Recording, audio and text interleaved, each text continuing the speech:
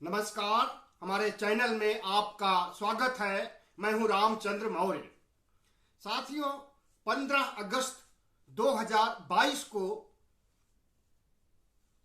बिल्किस बलात्कार कांड से संबंधित आरोपियों को, आरोपी क्या कहेंगे, अपराधी कहेंगे, क्योंकि आरोप तो 2008 में ही साबित हो गया था और 2008 में ही उन्हें आजीवन कारावास की सजा मिली थी। आजीवन कारावास कहा जाता है कि 14 साल के लिए होता है, लेकिन ऐसा नहीं है। आजीवन कारावास होता है जब तक अपराधी जीवित है, तब तक के लिए दंड होता है आजीवन कारावास। लेकिन ऐसी अफवाह समाज में फैलाई गई है कि 14 साल में आजीवन कारावास पूरा हो जाता है। कहीं कहीं तो ऐसा भी लोग कहते हैं कि दिन का भी जोड़ा जाता है और रात का भी एक दिन जोड़ा जाता है, तो 24 घंटे में 2 दिन हो जाता है और उन्हें जल्दी से रिहाई मिल जाती है और 14 साल में ही उन्हें मुक्ति मिल जाती है अपराध से। लेकिन जिस तरह से भारतीय जनता पार्टी ने बिल्किस मामले में कार्रवाई की है, उसमें केंद्र सरकार भी शामिल है। सिर्फ गुजरात सरकार नहीं बल्कि केंद्र सरकार भी शामिल है। ऐसा अभी खुलासा हुआ है जब सुप्रीम कोर्ट में हलफनामा देकर के भारतीय जनता पार्टी के वकील ने कहा कि इसमें सुप्रीम कोर्ट की भी सहमति थी और सुप्रीम कोर्ट ने अनुमति दी थी रिहा करने के लिए जेल को। तो साथियों, अब जो है खुलासा हो गया है कि बिल्किस के कांड मामले में अपराधियों को रिहा करने में प्रधानमंत्री मोदी का हाथ है और उन्हीं की वजह से बिल्किस के कांड के अपराधियों को सजा से मुक्ति मिली है। अब यह कहा जा सकता है कि भारतीय जनता पार्टी एक तरफ तो कहती है सबका साथ, सबका विकास, सबका विश्वास, सबका प्रयास, लेकिन मुसलमान और हिंदू में या अन्य धर्मों में कितना भेदभाव करती है उसका खुलासा हो जाता है बिल्किस कांड मामले में। मुसलमानों के प्रति दोयम दर्जे का रवैया अपनाना भारतीय जनता पार्टी का चाल चरित्र चेहरा बन चुका है। मुस्लिम समुदाय को लोकसभा, विधानसभा, स्थानीय चुनाव में एक भी सीट न देना और उन्हें विधायक, एमपी, सांसद न बनाना भारतीय जनता पार्टी के दोगलेपन का परिचायक है। ऐसे में अब जब सुप्रीम कोर्ट के सामने भारतीय जनता पार्टी के वकीलों ने यह पेश किया है कि बिल्किस कांड के आरोपियों को 14 साल में रिहा करने में प्रधानमंत्री मोदी का हाथ है, केंद्र सरकार और गृह मंत्रालय का हाथ है, तो ऐसे में सवाल उठता है कि भारत के प्रधानमंत्री नरेंद्र मोदी सिर्फ एक समुदाय के लिए काम कर रहे हैं और वह समुदाय है हिंदू, और बाकी जितने भी समुदाय या धर्म हैं सबके खिलाफ अन्याय हो रहा है, अत्याचार हो रहा है इस लोकतंत्र में। और आज के नए भारत की जो कल्पना किया था प्रधानमंत्री नरेंद्र मोदी ने मेक इन इंडिया का, तो क्या मेक इन इंडिया ऐसा ही होगा कि एक धर्म को निशाना बना करके उसके साथ अपराध करने वालों को, बलात्कार करने वालों को सिर्फ बलात्कार ही नहीं किया था बल्कि बिल्किस के 3 साल की बेटी को पत्थर पर पटक करके मार डाला था और 14 अन्य घर के सदस्यों को मार डाला था इन तथाकथित हिंदुओं ने, और साथ ही सामूहिक बलात्कार भी किया था। और 2008 में जब फैसला आया आजीवन कारावास का, और वह भी फैसला गुजरात के कोर्ट से नहीं आया, महाराष्ट्र की कोर्ट से आया, क्योंकि अंदेशा था, अनुमान था कि निष्पक्ष ढंग से गुजरात में सुनवाई नहीं होगी और निष्पक्ष ढंग से फैसला नहीं होगा।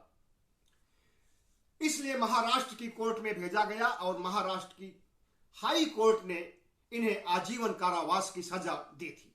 लेकिन आजीवन कारावास को भोगते हुए इन्होंने कौन सा ऐसा काम किया जो कि कहा जा रहा है कि इनका चाल चरित्र चेहरा बहुत अच्छा रहा जेल में।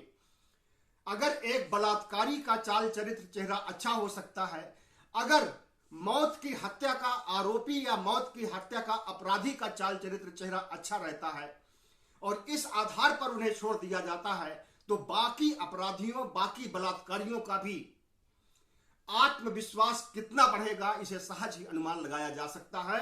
और बलात्कार के मामले, अपराध के मामले क्या बढ़ेंगे नहीं। और जब इन्हें रिहा किया जाता है तो इनका स्वागत किया जाता है, फूल माला पहनाई जाती है, इन्हें मिठाई खिलाया जाता है और इनका पैर छुआ जाता है और इन्हें संस्कारी हिंदू कहा जाता है। संस्कारी हिंदू यही संस्कार है कि अपराध कीजिए, बलात्कार कीजिए, बेटी को मार डालिए, घर के बाकी सदस्यों को मार डालिए, यही संस्कार है हिंदू कल्चर में। अगर यही संस्कार है तो हिंदू धर्म ही एक तरह से बेकार हो चुका है, व्यर्थ हो चुका है।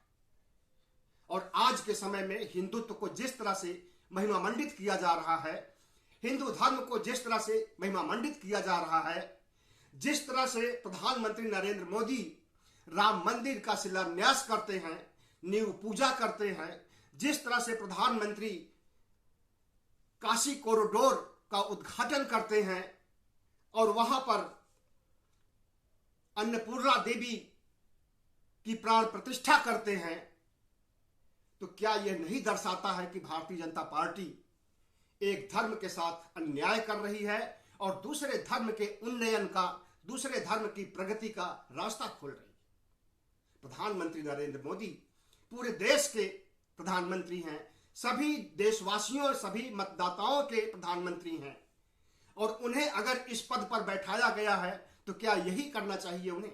क्या इसी के लिए बैठाया गया है कि वे हिंदू और मुसलमान के आधार पर चुनाव लड़ें, हिंदू और मुसलमान के आधार पर अपराधियों को रिहा करें, हिंदू और मुसलमान के नाम पर दंगे कराएं और उसका राजनीतिक फायदा उठाएं? साथियों, यह देश पतन की ओर जा रहा है। नैतिक पतन, सांस्कृतिक पतन, आर्थिक पतन, हर तरह का पतन अवश्यंभावी हो गया है और इस पतन से गर्त में जाती हुई अर्थव्यवस्था से लेकर के देश को बेचने तक और नैतिक मूल्यों के क्षरण तक और सांस्कृतिक मूल्यों के क्षरण तक जो कुछ भी हो रहा है, इसके लिए अगर कोई जिम्मेदार है तो वो प्रधानमंत्री है, भारत सरकार है और आरएसएस भी है। आरएसएस थिंक टैंक है भारतीय जनता पार्टी का। आरएसएस से ही उत्पन्न हुई है भारतीय जनता पार्टी और आरएसएस के ही इशारे पर भारतीय जनता पार्टी सरकार चला रही है। ऐसे में सवाल उठता है कि आरएसएस जो सांस्कृतिक राष्ट्रवाद का पुरोधा बनता है, जो एक दुनिया का सबसे बड़ा संगठन अपने को मानता है और जो नैतिकता की दुहाई देता है, मानवता की दुहाई देता है और हिंदू राष्ट्र बनाने के लिए कृत संकल्प है, तो इसका भी चाल चरित्र चेहरा उजागर हो जाता है बिल्किस मामले से। जिस समय प्रधानमंत्री नरेंद्र मोदी के आदेश पर, गुजरात सरकार के आदेश पर बिल्किस कांड के 14 आरोपियों को रिहा किया जाता है, उन्हें फूल माला पहनाई जाती है, उन्हें संस्कारी ब्राह्मण कहा जाता है, उस समय मोहन भागवत का मुंह बंद क्यों था? उन्होंने क्यों नहीं इस चीज का खंडन किया? एक तरफ वो कहते हैं कि इस देश में कोई ना हिंदू है, ना कोई मुस्लिम है, ना कोई ईसाई है, ना कोई सिख है, ना कोई बुद्ध है, सब के सब भारतीय हैं और सभी भारतीयों का डीएनए एक है। डीएनए एक है, इसका मतलब कि मुसलमानों का डीएनए भी हिंदुओं के समान है, हिंदुओं का डीएनए भी मुसलमानों के समान है। तो इस तरह से समरसता और एकता की बात करना अच्छी बात है, लेकिन सिर्फ कहना ही नहीं बल्कि करना अच्छी बात हुई। कथनी और करनी में कितना बड़ा फर्क है भारतीय जनता पार्टी के, आरएसएस प्रमुख के और हिंदू धर्म के जितने भी पंडित पुरोहित शंकराचार्य हैं, इनकी कथनी करने में कितना बड़ा अंतर है उसे आप अच्छी तरह से महसूस कर रहे हैं, देख रहे हैं, और यह देश भोग रहा है। अब सवाल उठता है कि भारतीय जनता पार्टी मुसलमानों को पटाने के लिए, 2024 का चुनाव जीतने के लिए, लोकसभा चुनाव में फतह करने के लिए मुसलमानों के वोट की भी जरूरत है। और यह वही भारतीय जनता पार्टी है जो मुसलमानों को एक भी टिकट नहीं देती है, और यह भी कहती है, भारतीय जनता पार्टी के कई सांसद, कई प्रवक्ता यह कहते हैं कि हमें मुसलमानों की वोट की जरूरत नहीं है। और उन्हीं के वोट के लिए अब लखनऊ में पसमानदा मुसलमानों का सम्मेलन किया जाता है। बुद्धिजीवियों का सम्मेलन कह करके मुस्लिम पसमानदा समुदाय को पटाया जा रहा है वोट के लिए। और आपको मालूम होना चाहिए कि मुस्लिम पसमानदा का मतलब होता है आर्थिक आधार पर पिछड़े हुए मुसलमान जो गरीब हैं, गरीबी रेखा से नीचे जीवन बसर कर रहे हैं, छोटे मोटे काम धंधे करते हैं, कुली का काम, ठेले का काम, कपड़ा सिलने का काम, बहुत से ऐसे काम है जो कि मुस्लिम समुदाय के लोग कर रहे हैं अरसे से, और अभी भी उनकी आर्थिक स्थिति में सुधार नहीं हुआ है। ऐसे मुसलमानों की संख्या लगभग 85% है, और इन 85% के वोट पर प्रधानमंत्री नरेंद्र मोदी की नजर है।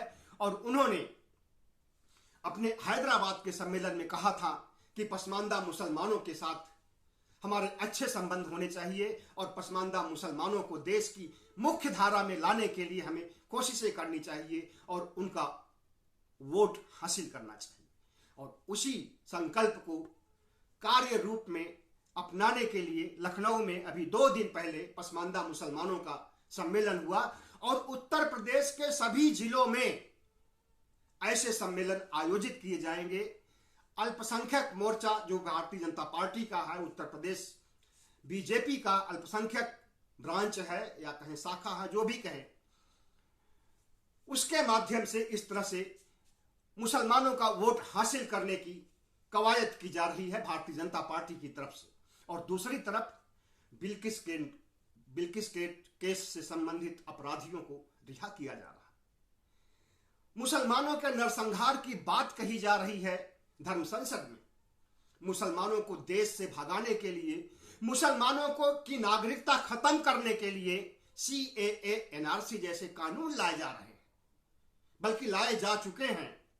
उसे कार्यान्वित भी किया जा रहा था, लेकिन जब मुसलमानों का, हिंदुओं का, सबका आंदोलन हुआ और उसी समय कोरोना का भी दखल हो गया, इसलिए आंदोलन तो शांत हो गया और वो CAA NRC ठंडे बस्ते में चला गया। लेकिन CAA NRC से समझा जा सकता है कि मुसलमानों के प्रति कितना नफरत है भारतीय जनता पार्टी में, RSS में और कट्टरपंथी हिंदुओं में।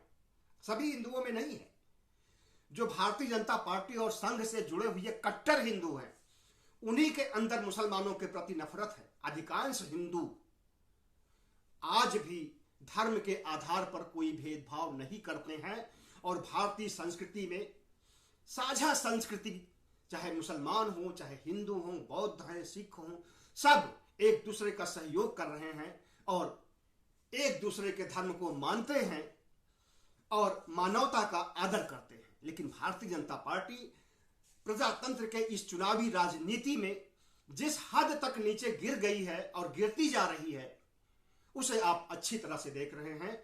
एक तरफ मुस्लिम समाज के कत्लेआम की बात करते हैं, एक तरफ मुसलमानों को देश से बाहर निकालने की बात करते हैं, एक तरफ मुसलमानों की नागरिकता खत्म कर देना चाहते हैं, उनका वोट का अधिकार भी छीन लेना चाहते हैं, और दूसरी तरफ मुसलमानों को पटाने के लिए उत्तर प्रदेश और पूरे देश के हर जिलों में पसमानदा मुसलमानों की रैली भी कर रहे हैं, सम्मेलन भी कर रहे हैं, बैठकें भी कर रहे हैं। तो यह है भारतीय जनता पार्टी का दोहरा चरित्र, और इस दोहरे चरित्र को आपको, हमें और पूरी देश की जनता को अच्छी तरह से समझना चाहिए। खास करके उन मतदाताओं को समझना चाहिए जो विधानसभा और लोकसभा के चुनाव में बटन दबाते हैं ईवीएम का। तो बिल्किस कांड जो है, इसने फिर से साबित कर दिया है कि भारतीय जनता पार्टी एक ऐसी पार्टी है जिसे वोट तो चाहिए, लेकिन मुसलमानों की प्रगति, मुसलमानों की आर्थिक स्थिति में सुधार, मुसलमानों को एमपी, एमएलए और अन्य स्थानीय चुनाव में हिस्सा देने के लिए तैयार नहीं होते हैं। भारतीय जनता पार्टी में आज एक भी सांसद नहीं है जो कि मुसलमान है। 305 सीटें भारतीय जनता पार्टी अकेले की है और जितने गठबंधन हैं उनको मिलाकर के भारतीय जनता पार्टी 400 से ऊपर है लोकसभा में। राज्यसभा में भी उसकी अच्छी खासी स्थिति है, लेकिन इसमें एक भी मुसलमान नहीं। विधानसभा लखनऊ में सिर्फ एक मुसलमान है और वह मंत्री भी है।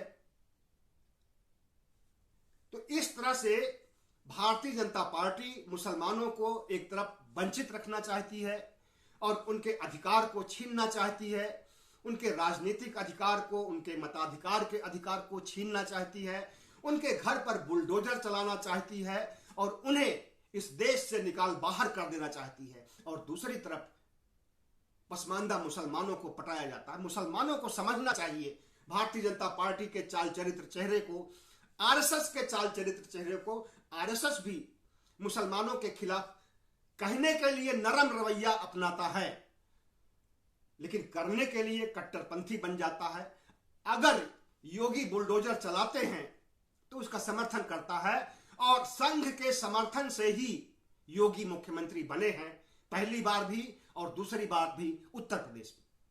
और वही योगी मुसलमानों को अपना कितना बड़ा दुश्मन मानते हैं। योगी ही क्या, भारतीय जनता पार्टी में जितने भी कार्यकर्ता हैं, नेता हैं, सांसद हैं, विधायक हैं, बड़े पदों पर हैं, शीर्ष नेतृत्व जो इनका है, और मोदी और शाह हैं, सब के सब मुसलमानों के खिलाफ आए दिन आग उगलते रहते हैं और मुसलमानों को दोयम दर्जे का इंसान समझते हैं। सिर्फ मुसलमानों को ही नहीं, हिंदुओं को भी पिछड़ी जाति के अधिकार को, यहां तक कि पिछड़ी जाति की जनगणना भी नहीं कराई जा रही है कि पिछड़ी जातियों की संख्या कितनी है इस देश में।